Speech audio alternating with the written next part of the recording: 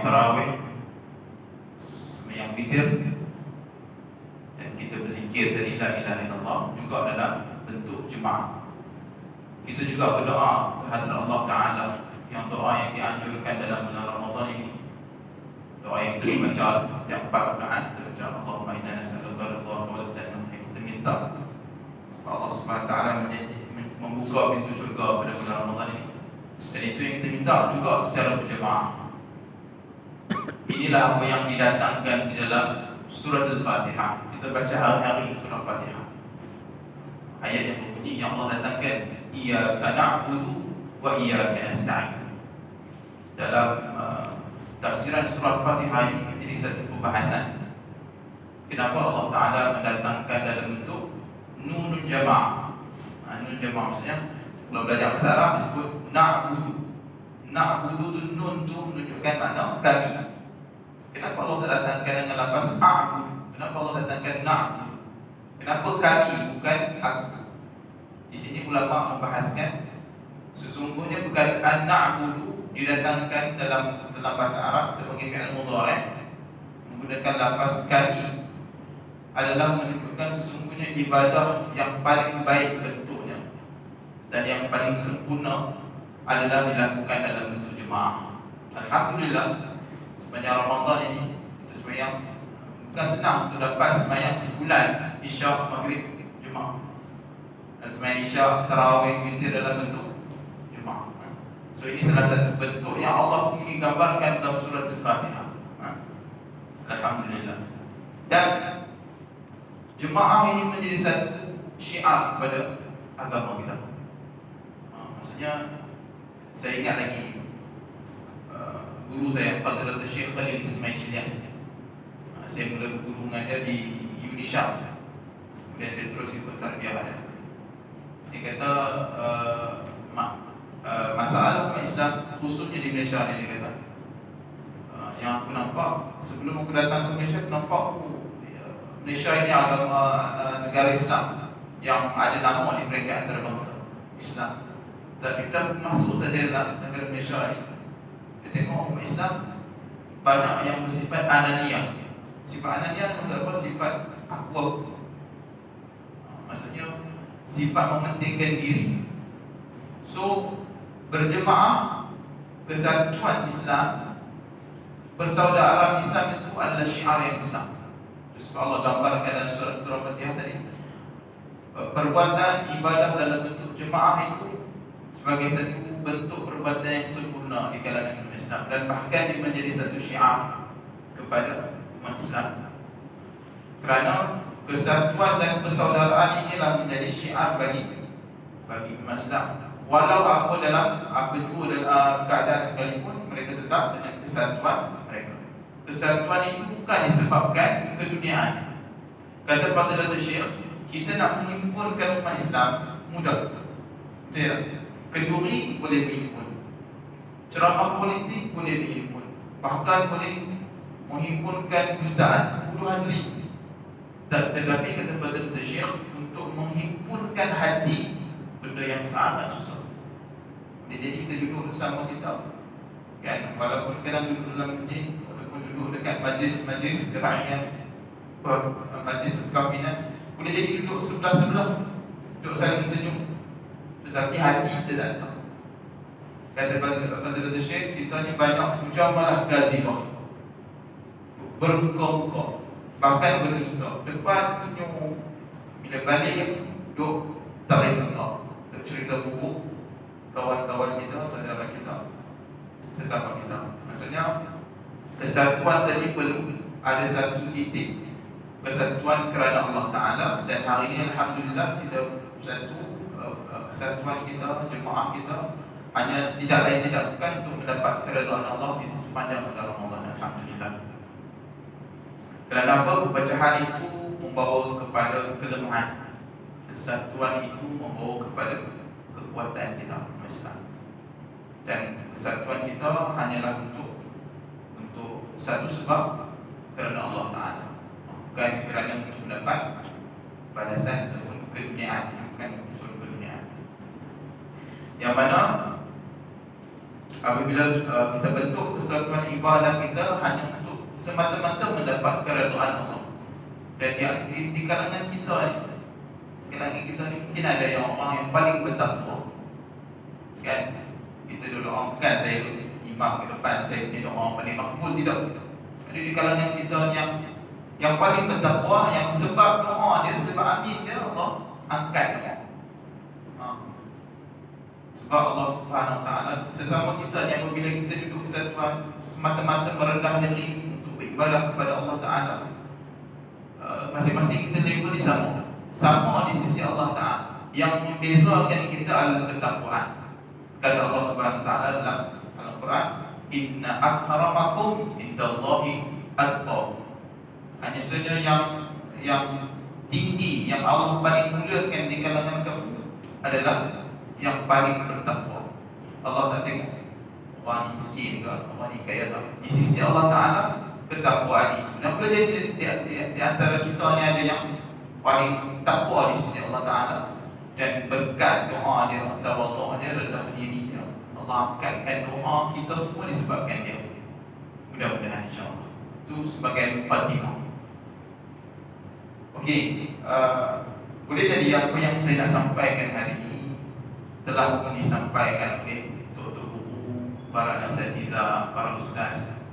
Tapi ambillah apa yang saya sampaikan hari ini sebagai satu peringatan. Sebagai satu peringatan kata Nabi, fadzakir fa inna dzikra tanfa'ul mu'minin. Orang mukmin ni dia akan ambil mana-mana peringatan yang baik untuk dia dan mengambil manfaat dan beramal dengan apa yang dia dapat. Sepanjang Ramadan ni tuan-tuan, ini apa yang saya kongsi juga di surah Al-Hidayah pada bab 9 Ramadan yang keempat. Boleh pun panggil saya di kita segera sana, saya ulang bismillah. Sebelum bulan Ramadan kita kena minta 3 perkara. 3 perkara ini, yang pertamanya perkara sebelum datangnya Ramadan. Sebelum datangnya Ramadan kita kena minta Allah Ta'ala supaya kita sampai masuk dalam bulan Ramadan. Yang mana Nabi SAW doa, ajar satu doa. Doa ni pun rasanya semua pakai tahu. Bila masuk saja bulan Rajab, bulan Syaban, Nabi anjurkan satu doa. Nabi kata, Nabi sebut, Allahumma barik lana fi Rajab wa Sya'bana wa balighna Ramadan. Ya Allah, ya Tuhan kami, berkatilah kami dalam bulan Rajab dan bulan Syaban, dan sampaikanlah kami masuk ke dalam bulan Ramadan. Nabi ajar kita, setiap tahun kita jumpa benda yang sama. Nak bagi tahu bahawasanya Nabi sendiri minta untuk masuk dalam bulan Ramadan. Masuk dalam bulan Ramadan ni ada kelebihan yang sangat banyak kepada kita. Dan para ulama, kalau kita kaji bagaimana para ulama salafus salih bila nak masuk saja bulan Ramadan, bagaimana persediaan mereka. Dia belilah kurma siap-siap. Masuk saja bulan Rajab, semua kelengkapan makanan, minuman telah disempurnakan. Maksudnya masuk saja bulan Ramadan, tak ada nak bikin kurma Yusuf Tayyub Tayyar. Semua dah ada dah. Kurma ajwa, segala bagai makanan dan minuman telah disediakan. Sebab apa? Sebab para ulama akan menyibukkan diri mereka semata-mata ibadah pada bulan Ramadan. Baru-baru ni, tahun ni, Fadilatul Syekh Khalil Ismail Ilyas, tahun ni Fadilatul Syekh Khalil bila masuk saja di 10 Syaban. Di 10 Syaban ni maksudnya pertengahan bulan Syaban. Kata Fadilatul Syekh, Ramadan kita bermula pada malam ini. Maksudnya masuk di 10 Syaban, kita dah mulalah sibuk untuk membangunkan malam, mulalah sibuk untuk membanyakkan bacaan Al-Quran. Tengok para ulama sebelum masuk bulan Ramadan dah menyibukkan diri dengan ibadah, dengan baca Quran dan sebagainya. Dan kata Fadilatul Syekh, antara ciri-ciri orang yang dapat pengampunan, yang kata Nabi SAW, man shoma Ramadana imanan wa ihtisaba ghufira lahu ma taqaddama min dhanbihi. Siapa yang berpuasa pada bulan Ramadan dengan penuh keimanan dan pengharapan, maka diampunkan dosa dia yang terdahulu. Ada riwayat lain bunyi man qama Ramadan. Ada beza lafaz. Satu lafaz hadis riwayat man soma, satu lagi man qama. Ala kulli hal kedua-duanya maksud yang sama. Siapa yang mendirikan atau menghidupkan Ramadan dengan penuh keimanan dan penuh pengharapan, maka akan dihapuskan dosa dia yang terdahulu. Kata Tuan-Tuan Syekh, orang salah satu ciri orang yang mendapat pengampunan ini, dia membuat persiapan dia bermula daripada bulan Rajab. Maksudnya persiapan, dia menghitung hari sehingga masuk ke bulan Ramadan. Ada di kalangan kita yang tak ada masuk Ramadan. Sebelum tiba Ramadan ada dua kematian. Kenalan saya lah. Yang pertamanya kawan kepada isteri saya. Duduk sini juga Bandar Puteri, Bandar Mutiara, sebaya dengan saya perempuan. Tinggal muda. Maksudnya sekarang ni zaman akhir zaman ni tentu tua muda, kan? Nampak ni macam muda sihat, tu esok meninggal, kan? Maksudnya akhir zaman ni banyak berlakunya mati yang menyerut. Tahu-tahu umur 30 tahun dah meninggal. Jadi hari ini alhamdulillah Allah bagi kesempatan untuk kita masuk di dalam bulan Ramadan. Seorang lagi kira seorang pelajar lah, saya mengajak di Bandar Puteri Jaya Muslimat, mengajar bahasa Arab dan mengajar tafsir. Ada seorang pelajar bekas pencet guru besar. Dulu dia jadi guru besar dan dia jadi student. Suami dia meninggal. Sebab dia memang ada masalah jantung dan dia pergi ke IJN dulu 17 hari. Sepatutnya dah boleh operate lah, tapi sebabkan ada jangkitan, sudah tak jadi operate sampai hari 2 hari sebelum Ramadan. Dapat tarikh baru untuk operate pada jam 12 tengah hari. Tapi Allah tarik dia nyawa dia pada pukul 7 pagi. Tak ada nak operate serangan jantung. So tak lagi 2 hari nak masuk Ramadan, juga Allah tak izinkan untuk masuk bulan Ramadan. Tapi alhamdulillah kita pada hari ini dah duduk dah pada hari ini dah masuk sebelah Ramadan ke-12. Kan? Alhamdulillah. So perkara yang pertama yang perlu kita minta adalah untuk kita sampai bulan Ramadan, dan kalau pertama itu dah selesai dah untuk kita. Alhamdulillah. Dan yang kedua, apa yang kita perlu minta sebelum Ramadan, bila kita berjaya masuk dalam bulan Ramadan, kita kena minta Allah Ta'ala untuk jadikan kita di kalangan orang-orang yang menghidupkan Ramadan. Ada di kalangan saudara-saudara kita, sahabat-sahabat kita, adik-adik kita, Ramadan macam tak ada apa. Betul? Ramadan tak ada apa. Beza dia, Ramadan dengan bukan Ramadan tak makan pagi ya. Beza dia kena bangun makan sahur. Itu pun kalau bangun. Kalau dia tak kerja cuti, dia malah nak bangun. Pagi tak makan waktu maghrib. Tarawih pun tidak. Ada di kalangan kenalan-kenalan kita, sahabat kita, bahkan ada adik kita. Ada juga di kalangan kita yang lagi buat satunya dah buat tak tahu dah. Tak puasa pula. Bila tak puasa ni maksudnya tidak menghormati bulan yang mulia ni, bulan Ramadan. Jadi kita minta Allah Subhanahu Wa Taala untuk pilih kita berbagi daripada lebih kurang dalam 20 hari Ramadan, 19 hari Ramadan. Kita minta Allah Ta'ala jadikan kita orang yang menyibukkan diri dengan memperbanyakkan amal ibadah sepanjang bulan Ramadan. Lebih-lebih lagi 10 malam terakhir. Saya juga dulu dibesarkan dengan budaya. Saya orang Perak. Orang Perak ni memang lemak tu memang tak tinggal. Jadi 10 malam terakhir ni saya dibesarkan budaya, kena kemas rumah, kena pasang langsir, masak kuih, masak lemak, semua buat time malam. Sehingga kan bila saya dah besar, saya belajar budaya ni tak berapa nak penting. Sebab apa? Sebab dekat pengakhiran Ramadan lagi kena banyak amal ibadah. Sebab adanya 10 malam terakhir tu, adanya Lailatul Qadar. Kalau mana nak buat kuih, penting nak buat kuih, nak bakar lemak kan sejam 2 nak bakar sampai 6, buat bakar malam pula kan, semayang tak ke mana, apa tak ke mana. So kena settlekan awal-awal Ramadan. Kalau lemah pun kalau nak buat time petang. Malam jangan kacau. Malam kita tumpu pada ibadah.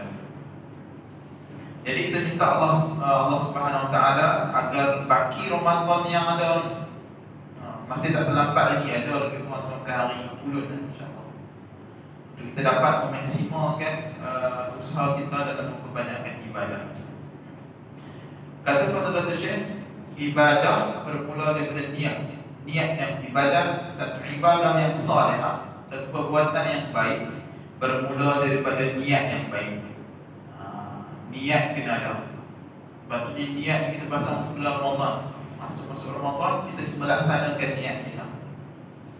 Tetapi segala apa yang berkaitan dengan kebaikan kita, semua itu datangnya dari taufik dan hidayah Allah Taala. Kita hari ini boleh duduk dalam masjid, kita tak tinggal lagi sembahyang tarawih daripada mula. Alhamdulillah. Bila mula tak pernah miss. Semua itu atas rahmat dan ihsan Allah Taala. Allah yang memberi hidayah dan taufik. Apa maksud hidayah? Apa maksud taufik? Hidayah ini adalah petunjuk, taufik adalah bimbingan. Kata Dr. Wabah Zuhaili dalam kitab Tafsir Munir dia, yang kita dah baca, ihdinas siratal mustaqim, tunjukkanlah kami jalan yang lurus. Ataupun kalau terjemah dalam bahasa Arab maksudnya, berikanlah kami hidayah ataupun petunjuk. Hidayah yang dimaksudkan oleh Dr. Wabah Zuhaili, dia kata ada dua. Hidayah yang pertama yang berbentuk umum, yang mana hidayah ni semua dapat. Saya tak perlu terperincikan.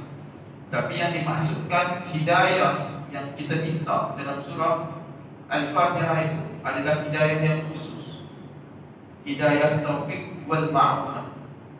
Yang mana apabila kita tak tahu sesuatu kebaikan itu, gerakan untuk kita melaksanakan kebaikan itu adalah taufik. Dan Allah Subhanahu Wa Taala sendiri menegur Nabi sallallahu alaihi wasallam, Nabi yang manusia yang paling mulia, yang paling sempurna pun tak mampu untuk memberi hidayah kepada siapa yang dikehendaki, kepada siapa yang dia suka dan kepada siapa yang dia sayang. Bukti dia Allah sebut dalam Quran, laisa 'alaika hudahum walakinna Allah yahdi man yasha. Kamu bukanlah tugas kamu untuk memberi hidayah. Sesungguhnya yang memberi hidayah adalah Allah. Allah yang berhak memberi hidayah kepada siapa yang Allah suka. So Nabi sendiri pun tak mampu memberi hidayah. Nabi cuma sampaikan risalah. Nabi kata yang ni betul ni, yang ni salah. Yang ni Allah suruh, yang ni Allah larang. Tapi yang nak beri hidayah adalah Allah Ta'ala. Hari ini kenapa kita boleh ada dalam ini? Semua atas kehendak Allah Ta'ala. Semua atas rahmat dan ihsan Allah. Kan Allah yang menggerakkan hati kita, Allah yang menggerakkan kita. So Allah yang bimbing kita sampai pada malam ini sembahyang tarawih. Sebab tuan-tuan, sebab ada kadang-kadang kita sendiri pelik tengok masyarakat kita. Kadang-kadang pada datang sembahyang tarawih pun tidak. Bahkan bukan sembahyang tarawih, sembahyang fardu pun tidak. Jadi ini semua atas ketentuan Allah, yang mana kita kena letak tadi niat. Yang pertama niat yang salihah, niat yang buat baik itu paling penting. Sebab Nabi sebut innamal a'malu binniyat. Sesungguhnya setiap amalan itu kena dimulakan dengan niat. Niat yang baik akan membuahkan hasil ibadah yang baik. Kalau niat yang buruk menghasilkan ibadah yang buruk. Contoh orang-orang munafik, niat tak betul, menzahirkan benda yang bukan ada pada dalaman mereka, sehingga mereka binasa. Dan kedudukan orang munafik paling bawah, neraka paling bawah, paling panas. Okey. Okey. Bagaimana? Ini fokus kepada bagaimana kita nak menghidupkan Ramadan. Kita dah masuk dah sampai 10 hari kan. Ini saya kongsi sedikitlah. Bagaimana untuk menghidupkan Ramadan? Saya ucap kepada dua. Satu, dia sudut lahiriah, benda yang zahir yang kita nampak. Yang kita nampak ni maksudnya apa? Sembahyang tarawih, qiyamul lail, sedekah dan sebagainya. Yang kedua dia sudut rohaniah. Dia sudut rohaniah. Kerana apa tuan-tuan? Allah Subhanahu Wa Taala sebut surah Al-Baqarah ayat 183. Natijah daripada ibadah puasa ni akan jadi apa? Allah sebut, ya ayyuhalladzina amanu kutiba alaikumusiyam kama kutiba alal ladzina min qablikum la'allakum tattaqun. Ayat ini ayat syariatan puasa. Natijahnya dah sekali Allah sebut la'allakum tattaqun. Mudah-mudahan daripada puasa ni tadi akan melahirkan hampa dan akan jadi orang-orang yang bertakwa. Adakah dengan kita hanya menahan lapar dan dahaga semata-mata dapat melahirkan generasi kita ni yang puasa ni, orang-orang yang bertakwa? Saya bagi dua sahaja. Maksudnya, adakah dengan menahan lapar dan dahaga semata-mata mampu untuk menjadikan kita orang yang bertakwa? Jawapannya tidak. Bagi nak memukai fahaman ini, saya bawa dua hadis.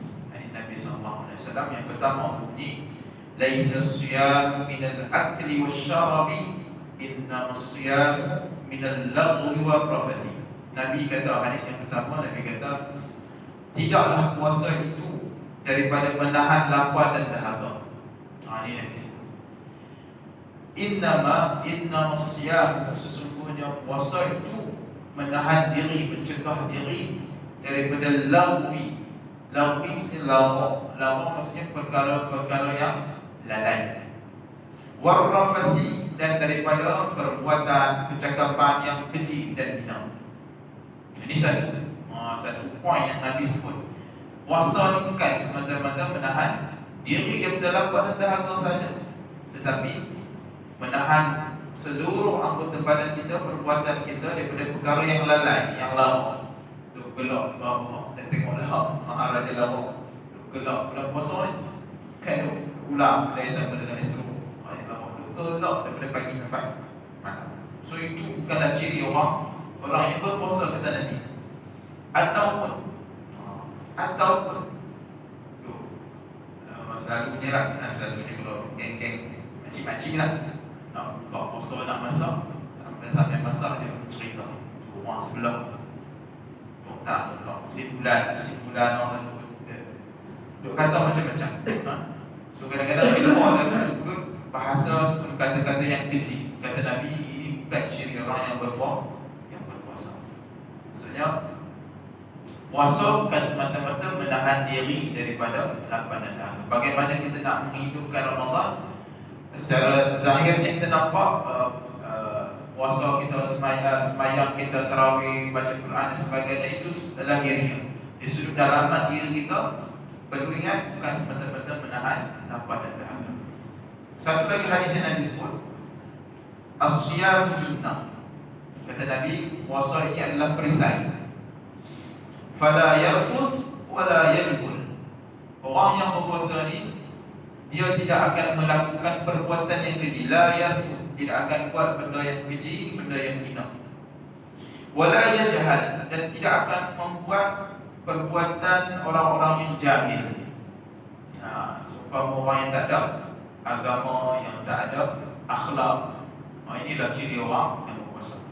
Kata Nabi, seterusnya, wa imru'un qatalahu aw syatamahu, dan apabila ada orang nak ajak dia gaduh, ataupun ada orang yang mengkeji dan memaki dia, kata Nabi, falyaqul, maka dia akan sebut, inni sha'im, sesungguhnya aku puasa.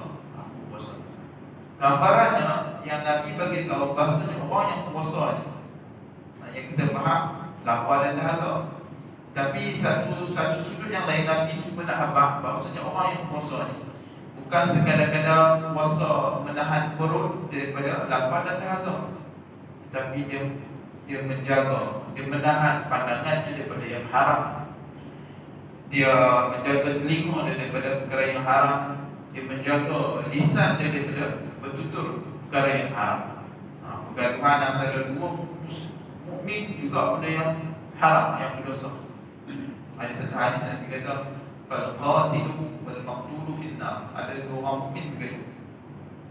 Tu Nabi kata, fal qatilu wal maqtul, si pembunuh dan yang dibunuh, kedua-dua masuk neraka. Sahabat terkejut, kenapa pula Ialah orang yang membunuh confirm masuk neraka. Tapi bagaimana famada bal maqtul? Sahabat tanya bagaimana keadaan orang yang kena bunuh, takkan juga masuk neraka? Tanya kepada Nabi SAW. Dan Nabi kata sesungguhnya dia juga mempunyai niat yang sama untuk membunuh kawan yang membunuh tadi. So fal qatilu wal maqtul fil nar, kata Nabi dalam hadis. Jadi bergaduh ini bukan benda yang baik. Pergaduhan antara dua orang ini bukan benda yang baik. So orang yang berpuasa, kata Nabi, apabila dia ajak untuk gaduh, untuk orang yang maki hamun dia cuma cakap inni shaim. Gambarannya orang yang puasa ni, dia bukan sekadar tahan perut daripada lapar dan dahaga, dia juga menahan seluruh perbuatan dia daripada perkara yang keji, yang kotor, yang hina. Mengikut pandangan Imam Al-Ghazali, Imam Ghazali sebut martabat orang yang puasa ni ada 3 tingkatan. Tingkatan yang pertama, kata Imam Ghazali, tingkatan al-awam, orang awam. Orang awam ni puasa macam mana? Semata-mata tahan lapar dan dahaga. Tingkatan yang kedua, kata Imam Al-Ghazali, iaitu tingkatan orang yang khawas, golongan yang khawas. Golongan yang khawas ni maksud apa? Bukan semata-mata menahan diri daripada lapar dan dahaga, tetapi juga menahan seluruh panca indera dan anggota badan dia daripada melakukan perkara yang haram. Mata tidak melihat benda yang haram, telinga tidak mendengar benda yang haram, lidah tidak menyebut benda-benda yang haram. Bahkan ciri orang yang berpuasa apabila duduk dalam satu kelompok, dia puasa duduk dalam satu kelompok, dia dengar saja orang dah mula buka cerita tentang orang lain, dengan memfitnah ke, mengadu domba ke, dia mula dah rasa tak senang nak duduk. Ini ciri orang yang puasa. Dengar orang kata, mengantar kat kawan-kawan, dia orang pandang telinga, dia tak boleh duduk. Ini yang dikatakan ciri betul orang berpuasa. Iaitu tingkatan yang kedua, Imam Al-Ghazali sebut al-khawas, jaga seluruh anggota badan dia. Mata bila di bazar Ramadan duduk tak tengok benda-benda yang haram, telinga, mulut, seluruh anggota badan. Seterusnya Imam Ghazali sebut tingkatan yang paling tinggi, tingkatan golongan orang yang puasa, iaitulah khawasul khawas. Bukan sekadar-kadar menahan diri daripada lapar dan dahaga, bukan juga sekadar menahan seluruh panca indera dan anggota badan dia daripada melakukan perkara yang haram, tetapi juga menjaga hatinya supaya tidak lalai dengan Allah Ta'ala. Ini tingkatan para awliya. Kita ni kalau boleh tak agak-agak kita sentiasa ingat Allah. Fadlat Syekh Khalil tarbiyah, sebab kami diwasiatkan untuk sentiasa sebut Allah, Allah dalam hati. Sehingga kan pada Dr. Syekh Khalil pernah sebut tuan guru dia, murabbi dia. Dia kata apa? Kalau tinggal zikir Allah, Allah dalam hati walaupun sesaat, dia dah merasakan diri dia kufur. Ini makam para awliya. Maksudnya mereka ni kalau bulan puasa, mereka ni pada tingkatan yang paling atas, iaitu khawasul khawas. Jaga perut daripada makan dan minum, jaga pandangan, jaga pendengaran, mulut tak cakap benda-benda yang haram, dan yang paling penting hati sentiasa terikat dengan Allah Ta'ala. Dalam bahasa Arab, hati yang terikat dengan Allah ni kita sebut dia muraqabah, sentiasa dengan Allah Ta'ala, zikir Allah. Macam kita dah cakap lagi kan, macam mana cakap lagi macam tu, Allah. Hati interaksi dengan Allah Ta'ala, anggota badan luaran ni interaksi dengan manusia. So ini tahap para awliya. Jadi 3 tingkatan itu kita letak diri kita kat mana? Adakah kita puasa orang awam dalam masa itu, puasa tahan lapar dan dahaga, kita duk mengatakan orang. So kalau mengatakan orang tu awam, ataupun tengok benda-benda yang haram. Tapi kalau kita berjaya jaga, kita kekang diri kita. Sebab puasa ni dari sudut bahasa Arab kita panggil imsak. Imsak ni maksudnya menahan, menegak diri. Imsak maksudnya menahan diri daripada makan dan minum. Itu satu maksudlah dari sudut istilah. Tapi puasa yang sempurna apabila dia mampu untuk mengekang pandangan dia daripada yang haram, telinga dia daripada mendengar perkara yang haram, lidah dia daripada bertutur benda yang haram, dan mampu untuk menjaga, menahan diri ataupun menahan hati supaya tidak lalai dengan Allah Ta'ala. Sesungguhnya bila kita meletakkan hati kita sentiasa dengan Allah Ta'ala, itulah kedudukan nilai orang yang puasa yang paling tinggi, kata Imam Al-Ghazali. Okey. Dan perkara yang kita sebut tadi, yang Imam Al-Ghazali sebutkan tadi, tingkatan-tingkatan tadi, kalau capai sampai tahap khawasul khawas, sampai kepada tahap ketakwaan yang Allah Subhanahu Wa Taala sebut, la'allahu tattaqun. Maksudnya nak dapat jadi orang yang bertakwa seperti mana yang Allah sebut dalam surah Al-Baqarah tadi, ayat 183 tadi, bukan mudah. Maksudnya bukan semata-mata tahan lapar dan dahaga, tapi juga kena tahan seluruh bacaan kita. Bahkan perbuatan kita tidak boleh menampakkan diri kita melakukan perbuatan-perbuatan yang keji dan hina. Kerana kata Syekh, makna takwa itu adalah makhafatullah, takut kepada Allah. Nak faham makna takwa ni, saya bawa satu kisah tentang seorang anak kepada seorang wanita, seorang anak yang solihah pada zaman pemerintahan Khalifah Umar Al-Khattab. Umar Al-Khattab ini dia punya tabiat, dia suka jalan malam-malam. Dia nak tahu keadaan rakyat yang sebenar pada waktu malam. Dia jalan satu kampungan, tu jalan. Sehingga kan dia lalu pada sebuah rumah, di mana rumah tu tinggal dua anak, ibu dan anak perempuan. Kemudian dia dengar perbualan antara dua anak. Sebelum itu arahan Amirul Mukminin Umar Al-Khattab, Sayyidina Umar Al-Khattab kata, satu arahan kepada rakyat jelata, jangan campur susu dengan ayam. Umar kata jangan campur susu dengan ayam. Maksudnya boleh jadi campur ayam tu dia punya khasiat susu tu hilang, boleh jadi. Kemudian dia sampai, dia lalu sampai sebuah rumah, dia dengar perbualan antara dua anak tadi. Mak dia kata, kita ni susu dah makin susut, dah makin kurang, kita campur dia dengan ayam. Itu apa anak dia kata, bukan terwahyu. Amirul Mukminin kata, jangan sesekali campur susu dengan ayam. Kemudian ibu tu kata, sesungguhnya wahai anak, Amirul Mukminin tak tahu kita campur, diam-diam sudah. Kemudian aku si anak yang solehah ni kata apa? Sesungguh wahai ibu, sesungguhnya walaupun Amirul Mukminin tidak nampak, tetapi Tuhan kepada Khalifah nampak. Umar dengar tu, Umar kata, Allah, hebat anak. Dan terus Allah ilhamkan, dia kata Allah ilhamkan kepada Umar Al-Khattab, Sayyidina Umar Al-Khattab, sesungguhnya daripada rahim budak ni tadi akan melahirkan zuriat yang agung. Allah berilham. Kemudian Sayyidina Umar balik. Ini kata makhafatullah. Walaupun Umar tak nampak, tetapi Allah Ta'ala nampak. Yang ini kata makhafatullah. Yang ini yang masih takwa. Kan?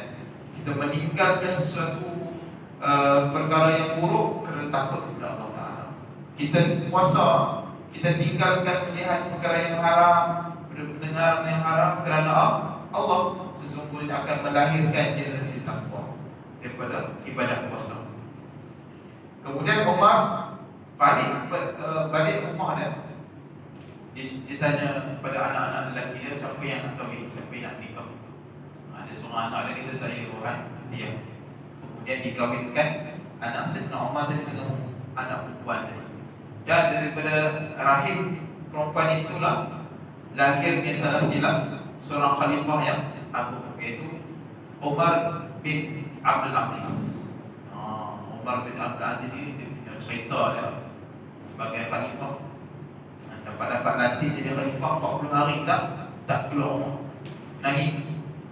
Tu teringat dekat orang susah, ibu-ibu tunggal, paksa umur, tanggungjawab tu dah terpikul atas bangsa dia. So daripada Umar kata daripada rahim anak perempuan ini akan melahirkan generasi yang hebat.